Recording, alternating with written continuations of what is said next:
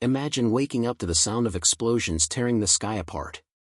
Imagine a nation stunned, a fleet in flames, and a world about to change forever.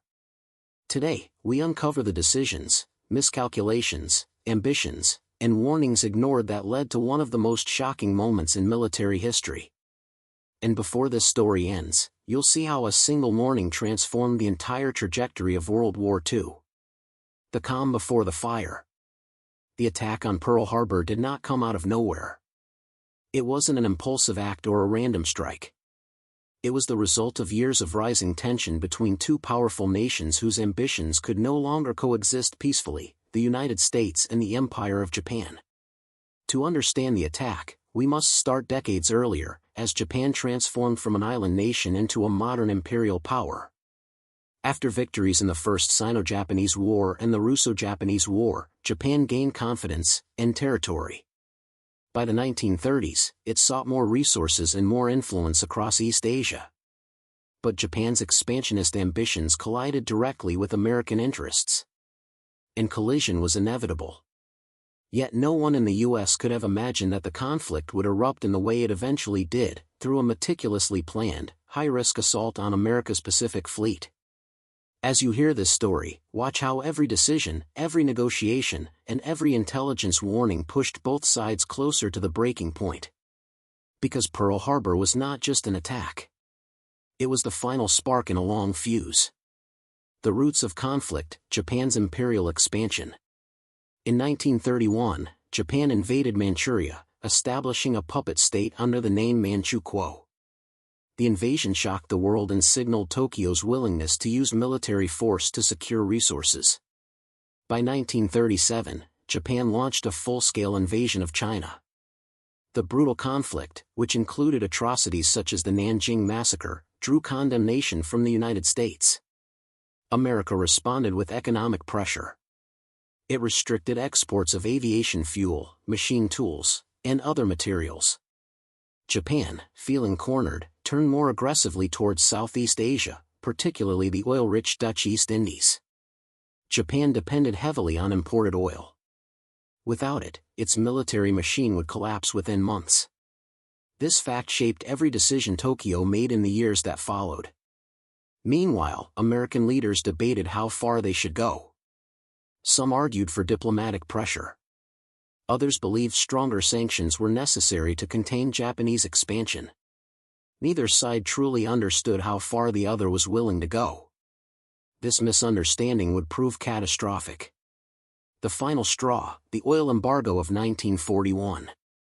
In July 1941, after Japan occupied French Indochina, the United States froze Japanese assets and imposed a complete oil embargo. The British and Dutch soon joined. For Japan, this was an existential crisis. Its leaders calculated how long their war machine could survive without American oil. The answer was devastating: less than 2 years.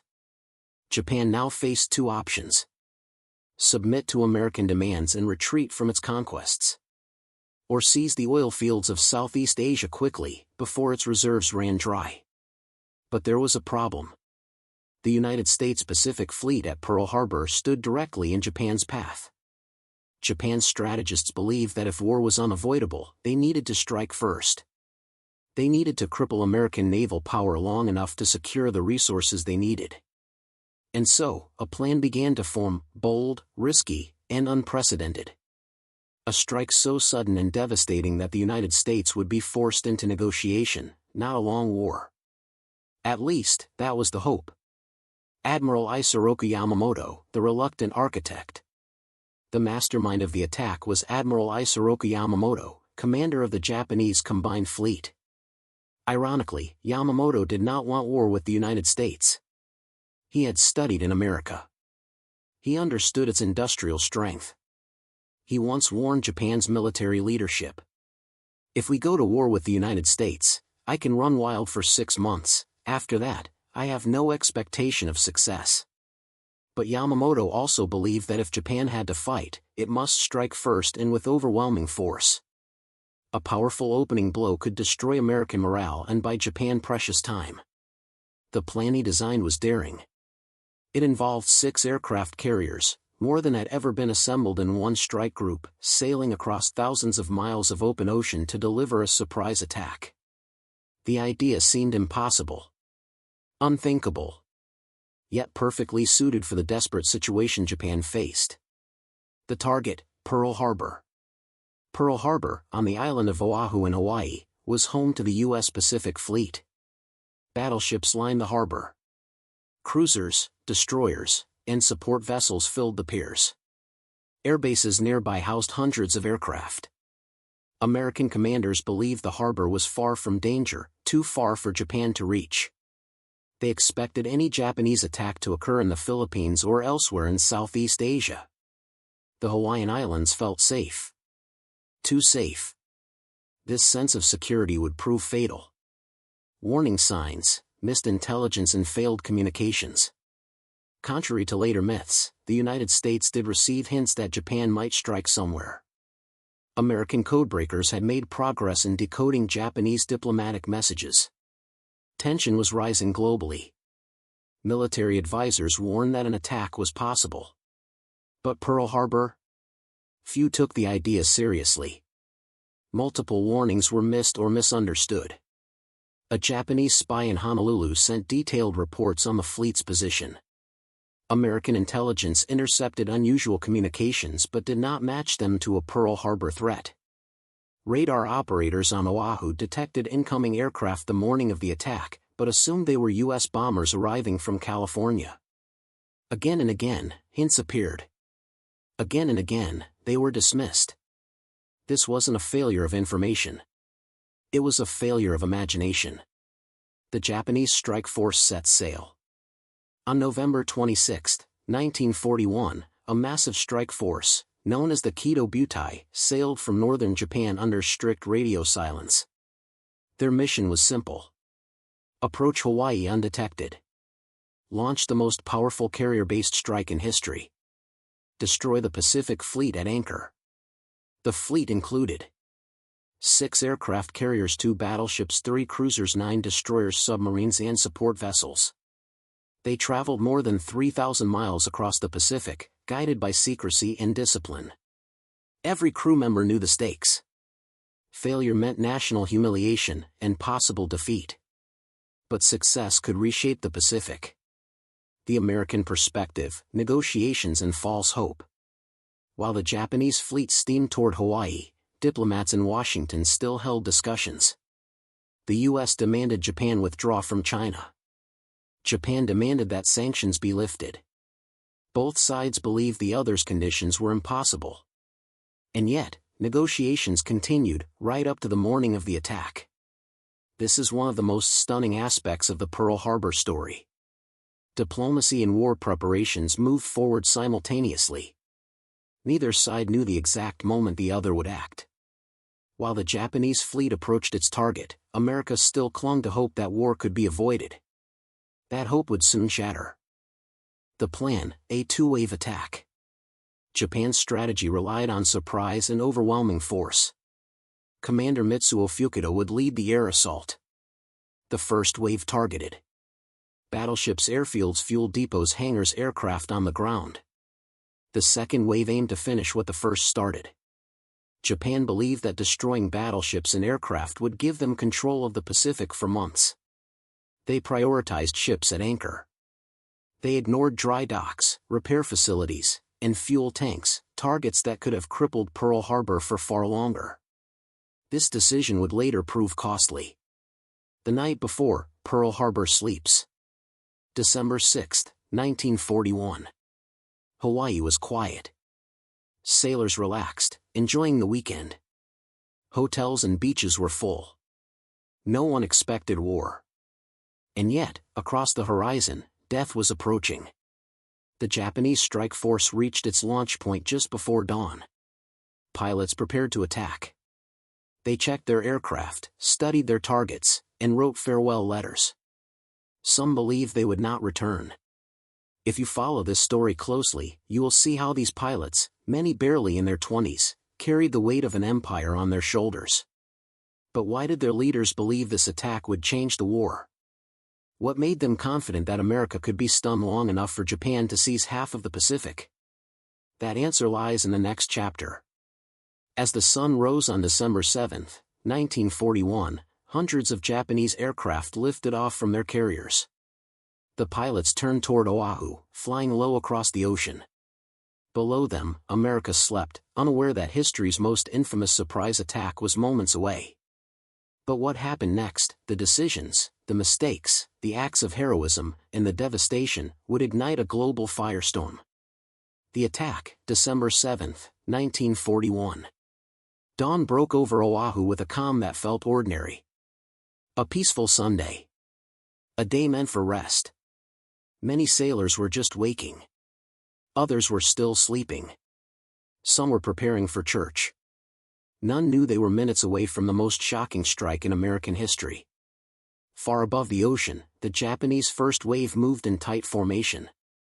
More than 180 aircraft, torpedo bombers, high-level bombers, dive bombers, and fighters, raced toward their targets. The pilots had trained for months. Their approach was planned to the second. Every movement synchronized. Every strike point memorized. And beneath them, the American fleet sat still. This is where everything changes. This is where the world's trajectory shifts. Keep listening closely. Because every minute of what happens now reveals how Japan hoped to seize the Pacific, and why that hope would ultimately fail. Tora! Tora! Tora! The signal of surprise. As the Japanese aircraft reached Oahu, Commander Mitsuo Fukuda saw exactly what he wanted: the American battleships lined up perfectly along Battleship Row. No alarm. No defensive fire. No attempt to move the ships. He grabbed his radio and sent one of the most chilling messages in naval history. Tora! Tora! Tora! The coded signal meaning complete surprise had been achieved. In that moment, the attack was unleashed. The first wave split into groups with precision. Torpedo bombers aimed for battleships. Dive bombers prepared to hit air bases. Fighters swept ahead to strafe runways and prevent American aircraft from taking off. The attack had begun. And within seconds, Pearl Harbor erupted. The first strikes, Battleship Row ablaze. The battleships of the U.S. Pacific Fleet were the primary targets. Arizona, Oklahoma, West Virginia, California, Nevada, Tennessee, Maryland. 7 giants lined side by side. Most had crews still at breakfast. Some were half-manned due to weekend leave. Japanese torpedo planes flew dangerously low, so low their wings nearly skimmed the water. Their torpedoes weren't normal naval torpedoes. Japan had modified them with wooden fins so they could run in the shallow harbor without burying themselves in the mud. This innovation, simple but brilliant, made the entire attack possible. The first torpedo struck the USS West Virginia. A second hit the USS Oklahoma. Within minutes, explosions shook the harbor. The attack's precision was devastating. Yet even in the chaos, American sailors reacted with incredible courage. Many ran to their battle stations in pajamas or barefoot. Others leaped into the water to rescue wounded crew. Some manually carried ammunition because mechanical hoists failed after the first explosions. But still, the Japanese onslaught continued. The tragedy of the USS Arizona. The single largest loss of life occurred aboard the USS Arizona. At 8:06 a.m., armor-piercing bombs struck near the ship's forward magazines. One bomb penetrated deep into the bow. For a split second, it seemed like nothing happened. Then the ship erupted in a massive explosion. A 14-inch shell magazine had detonated. The blast ripped the ship apart. More than 1,100 men died almost instantly. The Arizona began to sink with terrifying speed. Flames engulfed the deck. Oil burned on the water. This moment, one explosion, one ship, accounted for nearly half the American casualties that day. And yet, the attack was still only beginning. Airbases under fire, Hick AM, Wheeler, and Bellows Field. While the harbor burned, American airfields came under heavy assault. Japan's strategy was clear. Destroy U.S. aircraft on the ground. Prevent American fighter defense. Blind the Pacific Fleet. In the days before the attack, American officers ordered aircraft to be parked wing to wing for easier guarding against sabotage. This clustering made them perfect targets for Japanese strafing runs. At Wheeler Field, rows of P-40 and P-36 fighters exploded under machine gun fire. At Hickam, hangars collapsed under bombs. At Bellows, trainers and patrol aircraft burned. Hundreds of American aircraft were destroyed before they even had a chance to take off. Yet against impossible odds, a handful of pilots managed to get airborne. Among them were Lieutenants George Welch and Kenneth Taylor, who fought back fiercely, shooting down several Japanese planes. Their courage became one of the earliest American counterattacks of the war. But the Japanese first wave had achieved its purpose. And the second wave was already incoming. The second wave, the finishing blow. An additional 170 aircraft formed the second wave. Dive bombers and fighters dove onto remaining targets. Their attacks were more scattered, less precise, but still deadly. Ships continued to take damage. Nevada attempted to leave the harbor but was forced to beach herself to avoid sinking and blocking the channel. West Virginia sank but settled upright. California fought fires for hours before going under. Terror swept the harbor as burning oil spread. The attack lasted less than 2 hours, but the devastation was enormous. In total, 2,403 Americans killed, 1,178 wounded, 18 ships damaged or sunk, nearly 200 aircraft destroyed. For Japan, casualties were comparatively light. They lost 29 aircraft, 5 midget submarines, 64 personnel killed. On paper, Japan had won a stunning tactical victory. The Pacific Fleet was reeling.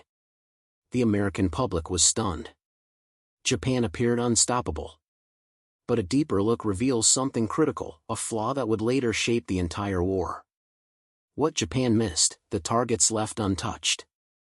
The attack was destructive, but it was not complete. Japan failed to strike several key assets. The American aircraft carriers, Enterprise, Lexington, and Saratoga, were all away from Pearl Harbor. The fuel storage tanks. Millions of gallons of fuel sat in the open, undefended. If destroyed, the U.S. Navy's operations in Hawaii would have been crippled for months. The dry docks and repair facilities. These allowed many damaged ships to be repaired rather than abandoned. The submarine base. U.S. submarines would soon become one of the most devastating weapons against Japan. The intelligence center. The U.S. remained capable of code-breaking and radio intercepts. Yamamoto had wanted a third strike to finish the job. His commanders declined. They feared American counterattacks. They believed they had inflicted enough damage. This decision would haunt Japan. Because while the battleships were crippled, America's long-term ability to wage war remained largely intact. The American response: shock, anger, and unity. As smoke rose over Pearl Harbor, news spread across Hawaii and the mainland. Radio stations broke into broadcasts. Families crowded around speakers. Confusion turned into fear. Fear turned into anger. And anger into resolve. President Franklin D. Roosevelt learned of the attack shortly after it occurred. He immediately met with advisors, military leaders, and cabinet members. The next day, he addressed Congress in one of the most iconic speeches in American history. He called December 7th a date which will live in infamy. Within minutes, Congress declared war on Japan. Only one member voted against it. The United States, divided on entering the war for years, was now united with a single purpose. This unity would fuel a massive mobilization effort that no Axis power could match. But while America prepared for war, the situation in the Pacific worsened. Japan moved swiftly. And Pearl Harbor was only the beginning. Japan's rapid advance, the tactic behind the attack. Here is where our topic connects directly to the broader theme you requested. Tactic used to quickly conquer Poland, France, and others. Japan's strategy mirrored the same principle underlying German blitzkrieg. Overwhelming force, delivered suddenly, with speed and precision. Germany used blitz tactics in Europe. Japan used sudden, simultaneous assaults across the Pacific. Within hours of striking Pearl Harbor, Japan launched coordinated attacks on the Philippines, Hong Kong, Malaya, Guam, Wake Island, Thailand, Burma, the Dutch East Indies. This was no spontaneous reaction. It was a long-planned, multi-front offensive designed to overwhelm Allied forces before they could organize a defense. Pearl Harbor was the opening blow in a much larger plan. Japan wanted control of resource-rich territories. Oil from the Dutch East Indies. Rubber and tin from Southeast Asia. Strategic bases from island chains. The tactic was simple. Hit hard. Hit fast. Cripple the enemy. Expand before they recover. It worked, temporarily. Japan captured territory at a stunning pace. The Philippines fell. Singapore surrendered. The Dutch East Indies collapsed. Hong Kong was overrun. In less than 6 months, Japan carved out a massive defensive perimeter. But remember Yamamoto's warning. I can run wild for 6 months. He was right. Because after 6 months, the tide shifted. And the seeds of that shift were planted the minute the first bomb fell on Pearl Harbor. The strategic failure of Pearl Harbor. Despite Japan's early victories, the attack had a critical flaw. It awakened the United States. Japan hoped the attack would force America to negotiate. Instead, it galvanized an industrial giant. Factories produced ships and aircraft at a pace the world had never seen. New fleets were built. New carriers commissioned. New pilots trained. And Japan had no plan to defeat America in a prolonged war. Pearl Harbor was a tactical victory. But a strategic disaster. Historians widely agree that Japan underestimated American industrial capacity, resolve, and resources. The attack guaranteed that the U.S. would fight with absolute determination until Japan was defeated.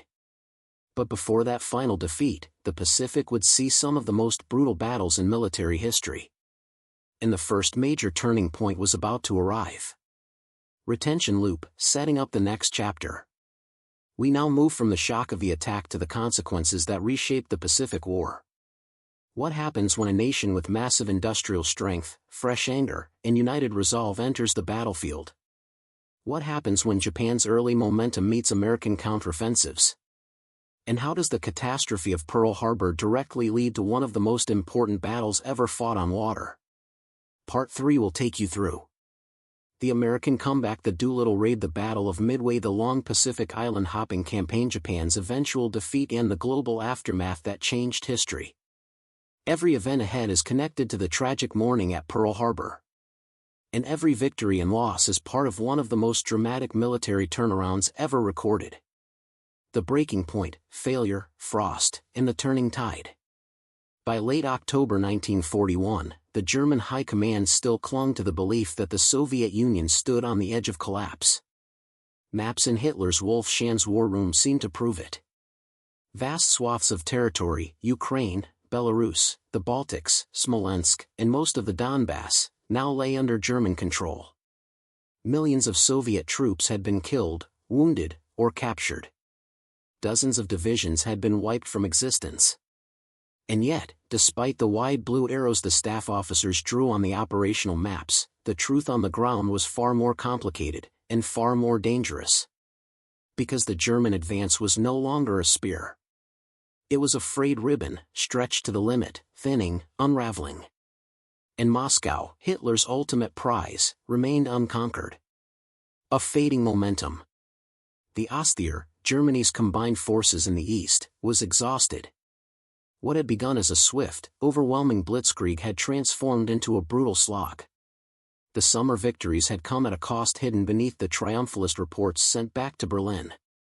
Half-tracks sat broken along dirt tracks, their engines clogged with dust. Tanks suffered track failures, overheated engines, and mechanical fatigue. Horses, still the logistical backbone of the German army, collapsed by the thousands. Trucks broke down on roads that were never designed for heavy traffic. Supplies lagged hundreds of kilometers behind the front. Every kilometer deeper into the Soviet Union took the army another kilometer away from food, fuel, spare parts, winter clothing, medical supplies, and reinforcements. By October, the Germans were traveling farther than their logistics could support. The Wehrmacht was still dangerous. Still powerful. But the unstoppable, lightning-fast force that had crushed Poland and France? That army was gone, bled away on the vast steppe. Operation Typhoon, the drive on Moscow. On October 2, 1941, with the Rasputitsa mud beginning, Hitler launched Operation Typhoon, the final blow meant to capture Moscow before winter. Army Group Center, under Field Marshal Fedor von Bock, hurled nearly 2 million men, 1,000 tanks, and 14,000 guns toward the Soviet capital. And once again, the Germans achieved dramatic early success. At Vyazma and Bryansk, they executed 2 massive encirclements, trapping around 600,000 Red Army soldiers. Propaganda trumpeted another triumph. Berlin newspapers announced that the Soviet Union had been defeated. But Stalin refused to believe the war was lost. And more importantly, his generals refused to stop fighting. The Soviet 5th Army, 16th Army, 33rd Army, and freshly raised Siberian reserves dug in around the Mozhaevsk defensive line west of Moscow. Civilians built trenches. Teenagers threw sandbags. Women joined labor battalions.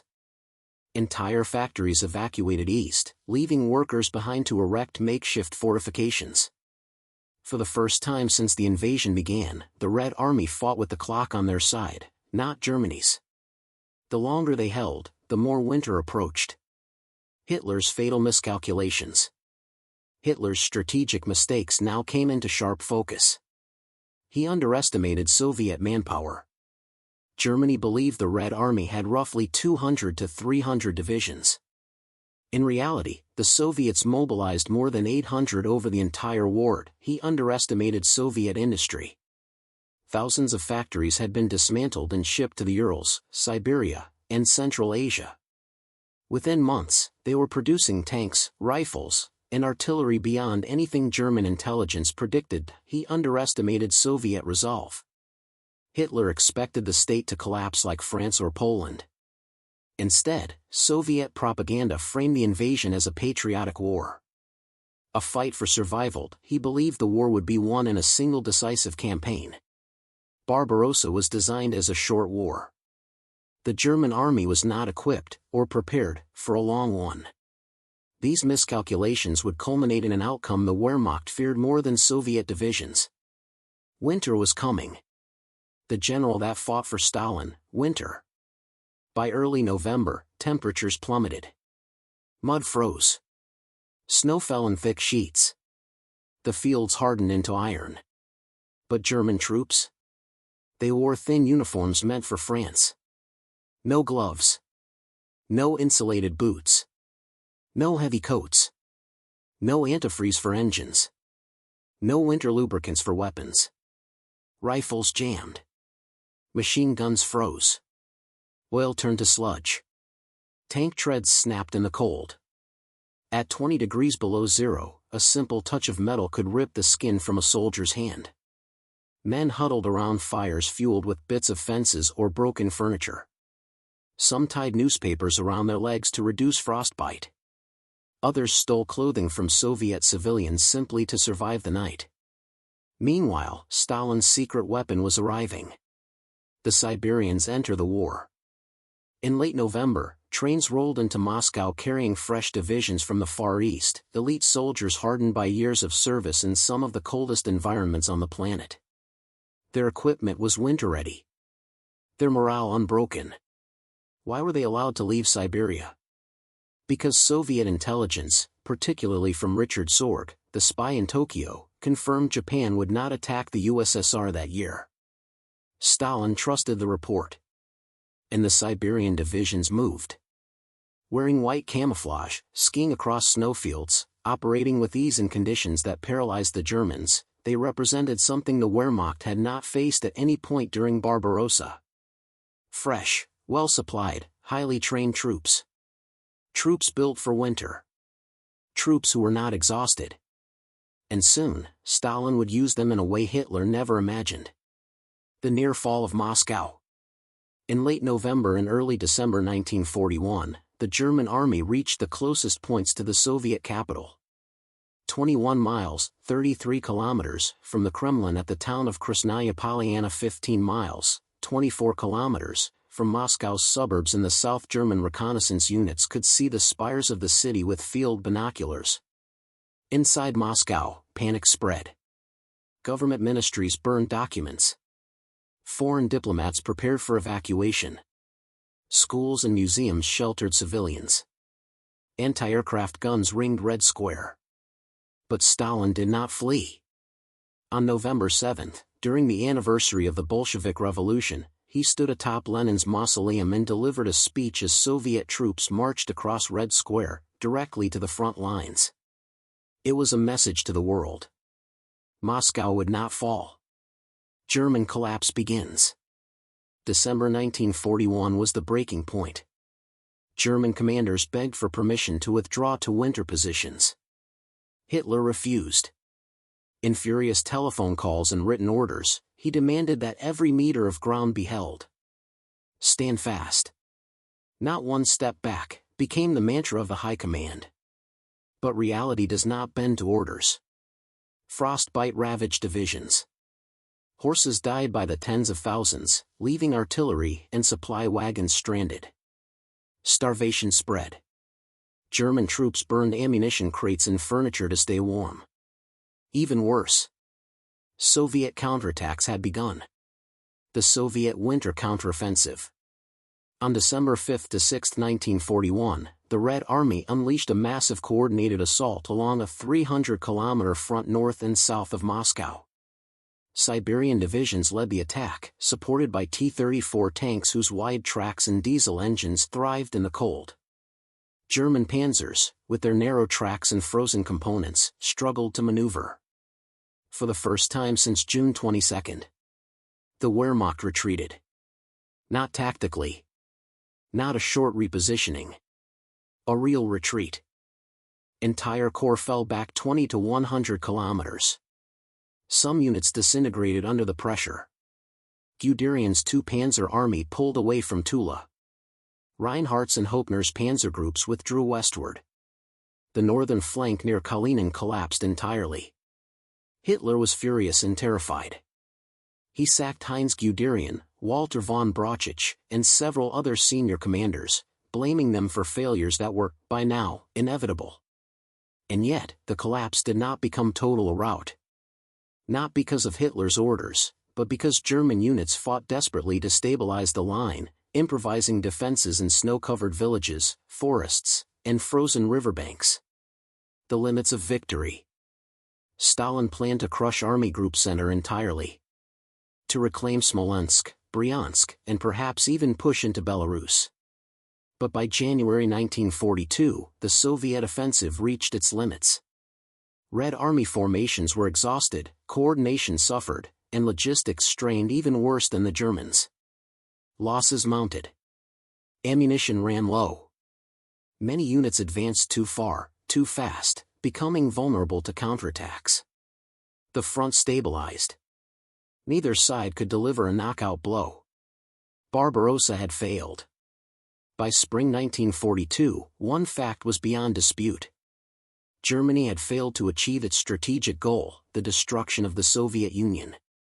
Barbarossa, the greatest invasion in human history, had collapsed under its own weight. The initial blitz was spectacular. The encirclements unprecedented. The tactical dominance unquestioned. But none of it mattered.